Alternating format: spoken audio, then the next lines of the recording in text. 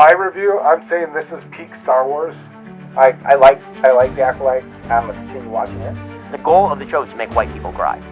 All you guys are hating on it, go hate on it somewhere else. White people crying actually was the goal. Stop watching it, please. I'm tired of hearing you complain. That's the deal. Is you guys are just making money off of hate.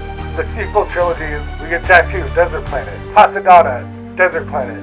You know, I mean, it can't get any worse. And let's go back to Tatooine, a Desert Planet. Like, There is no episode 7. They haven't liked any of them, really. And they especially haven't liked the last 2. So, Well, exactly. hey. Yeah, no.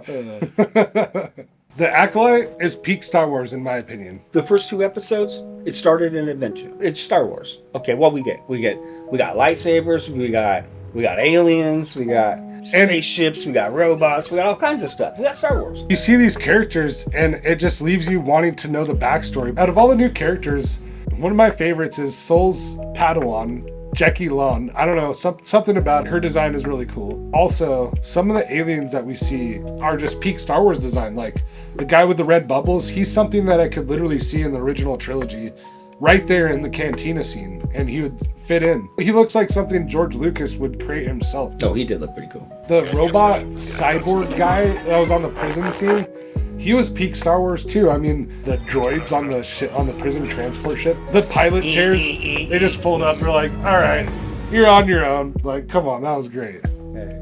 To me, the best part of Star Wars was the Jedi. I mean, they were so pervasive in the culture of Star Wars when I was a kid. The Force was one of the coolest things as a kid. You see some of the stuff they do and your jaw drops. And so going to actually visit some more Jedi concepts and actually going to dig deeper into the Jedi lore, this is great. What do we want to see in Star Wars? We want to see lightsabers. We want to see, Jedi doing their Jedi thing. We want to see the Sith doing their Sith thing. And then we get all the other things that wrap that up. Cool spaceships and... I like spaceships. And we're getting it. And you guys, because it's not set in your little structure, you shit on it. It's that time once again. Disney has seen fit to dig up the desecrated corpse of Star Wars and defile it once again. Another day, another chance to witness the horrific spectacle of Disney prodding and kicking the bloated corpse of Star Wars. It's kind of getting old. I've read most all the books, and a lot of them are really good. I mean, obviously it's people that haven't, and they just want something else to shit on about Star Wars, which probably means they're not really a Star Wars fan in the beginning. The thing is, a lot of people, it seems like they have more hate for Disney than they do Star Wars. You might not like Disney, but it's like if you've got a team. Are you a do or die team member? Or are you one of those people that are like, oh, They're only fans when their team is doing good, and when their team isn't doing good, they're not fans. Yeah, they don't stand by them. I mean, I love Star Wars. Give me some valid criticism on this show instead of just hating on lesbians. That The Acolyte, again, a show designed for children, about my kid's age, is the gayest show ever. It's a show. I mean, yeah. People are people. Am I gay? Yes. Judge the show on the show. Like, who gives a about this director? The director is clearly trolling everybody. I think it's canon that R2-D2 is a lesbian. Considerable margin, and she realized that it's pressing a nerve on you guys when she talks about the gay stuff, and she's just pressing as hard as she can. You got 2 types of critics here, man. You got the ones who are hating on the whole political gay side of Star Wars, because of the director. And you got the other people who are being nitpicky about every little detail. Fires? Sure, yeah, okay. You go, girl, fire. I mean, you're gonna tear it apart because there's a fire in space. I did make me giggle. It made me giggle too, and I'm, being such a nerd, immediately seeing that, and I'm like, come on, at least make it look like it's a pressure jet. But it's one oxygen. of those. This is another one of those things. This is another one of those things that, I mean, okay, am I going to let that ruin the whole show? But all these people that are trying to nitpick at it, they're just going to grab that. Oh, here you go, like monkeys throwing poop. Please give us some legitimate criticisms. That's all I'm asking. Or a break. Just give us a little break. That's the deal. Is you guys are just making money off of hating. You're a shill. You sold out for money, and that's why you got to call everybody else a shill, is because they're projecting. And if you look at the Rotten Tomato scores, which I know half of anybody really cares about it, but to me, numbers are numbers, and so I like to look at the numbers. You know, on its critic rating, it's rating right up there with some of the best Star Wars. You know, it's close to Andor and Mandalorian Season 1 and 2. Some of the best Disney Star Wars it's rating right up there with. The only problem is it's being review bombed, so you see the audience score is way lower than the other Star Wars.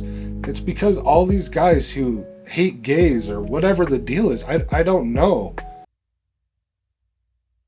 To me, if you're gonna review something without even watching it, what is that? You are worthless. I'm sorry. You can't review something without even looking at it and actually ingesting the content. Yeah, we're gonna do the obligatory Acolyte video, but we're not even gonna watch the show. We're not even gonna watch it because we just don't give a crap about it. Yeah, I watched that one the other day where the guy says he was over with Star Wars like 12 times. I'm so checked out from Star Wars at this point. Why is he talking about so much? Because it's content and it makes him money. To add on that, who's the real shill when they're out there getting paid just to shit on Star Wars, to shit on it without even actually watching it? Like, that's providing no value to the community. Providing value to the community is actually watching the content and, you know, maybe breaking it down, finding out where, you know, it could be better or what it did right, you know. I've got a couple minor nitpicks too, but am I gonna let it ruin the show over a minor little nitpick? That doesn't make any sense.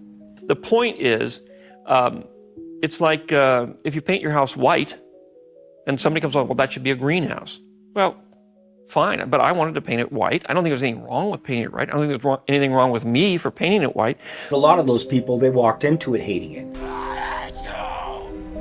So then they just sat down and anything they could find, they would bitch about. Strong female character number 1. Strong female character number 2. Strong female Jedi. I do want to give a shout out to all the people who are, you know, providing legitimate value to the community and breaking down the episodes. One of my favorite content creators right now, a guy who loves Star Wars. He's like my favorite content creator right now. This new trailer for The Acolyte might have just revealed the next Jedi to be murdered. He does provide a lot of good value to the community, and I'm just going to give a shout out to him. Please check his channel out. I mean, honestly, I'll give it this. There was a couple of the aliens I thought were pretty cool. That's honestly, the fight scene, Carrie Moss and May, that was good Star Wars, I think. Those are some of the best Star Wars fight scenes, in my opinion. You know, you hear the director say it's like Frozen meets Kill Bill. Well, now you're starting to see it's Frozen because it's got the two sisters, you know, and Kill Bill because it's got these kung fu style fights that are so reminiscent of Kill Bill.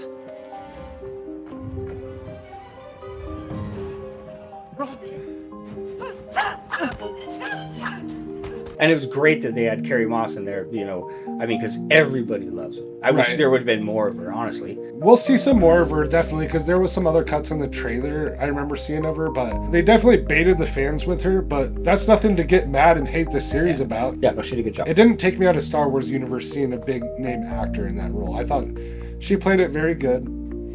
I do want to give a review for The Acolyte, though. In my opinion, The Acolyte is peak Star Wars. It's got a nice pacing to the story. There's no slow parts, you know. It's a very fast-paced story, almost to the negative consequence of it, you know. There's a few parts where I wish, you know, let's get a little bit more fat with this meat to, you know, enhance the flavor of the show. So that is one of my nitpicks is, you know, the pacing is almost too fast, but that's fine because, you know, a fast-paced show keeps you on the edge of your seat. The story is great so far. The first 2 episodes, that's why I think that pacing was like that. I think it is going to slow down a little bit, but I think those first 2 episodes, I think they did that on purpose to keep you at the edge of your seat. My review, I'm saying this is peak Star Wars. Roy might not necessarily agree with me. Number 1, it ticks all the boxes. You got lightsabers, you got aliens, you got robots, you got cool ships. It falls in line with everything else. Yeah. And when I say peak Star Wars, I'm not saying it's the best Star Wars. It checks all the boxes like Roy said, you know, you got the droids, you got the sabers, you got the aliens, you got character design, the backgrounds, the planets, all of it. I mean, thank God we didn't get another desert planet. Jesus. Yeah, that's cool. How many desert planets? I can't wait to go to the forest. That place, like, the end of the first one, that looks cool as hell. The very first planet, Ueda, like, it looks like some Japanese island. Like, that was so cool. The sequel trilogy, we get Jakku, desert planet. We go to Pasadena, desert planet. Tatooine. Let's go back to Tatooine, a desert planet. Like, man, they really dropped the ball on that one. I don't like sand. Well, they like desert. They like desert. They like sand. It's coarse and irritating, and it gets everywhere. Yeah, no. I liked it. I'm excited to see the next one. I like the Acolyte. I'm gonna continue watching it. And all you guys that are hating on it, go hate on it somewhere else. They did it good with the fight scenes. They did good with the little mystery about May. You know, we got Wookiees. Come on now. All of the character development that we've gotten so far, I think it was good. I mean, we learned a little bit about these guys, but not a lot. And it's gonna open up more as it goes on. First episode it moved you right through it. And then second episode, the minute he's sitting there meditating and she starts freaking out and bashing at him and realizes she can't do anything. Yeah, it's great. I liked it. Out of a 10-star review, I say a 9. Out of 10, what do you say? I'll say an 8. Okay, so we're sitting down at 8 out of 10. I'm sitting down at 9 out of 10. This shit is good, man. Yeah, it's good. It's good. Like I said, it's Star Wars. It's peak Star Wars. Oh, there it is. There's my name. You were the chosen one!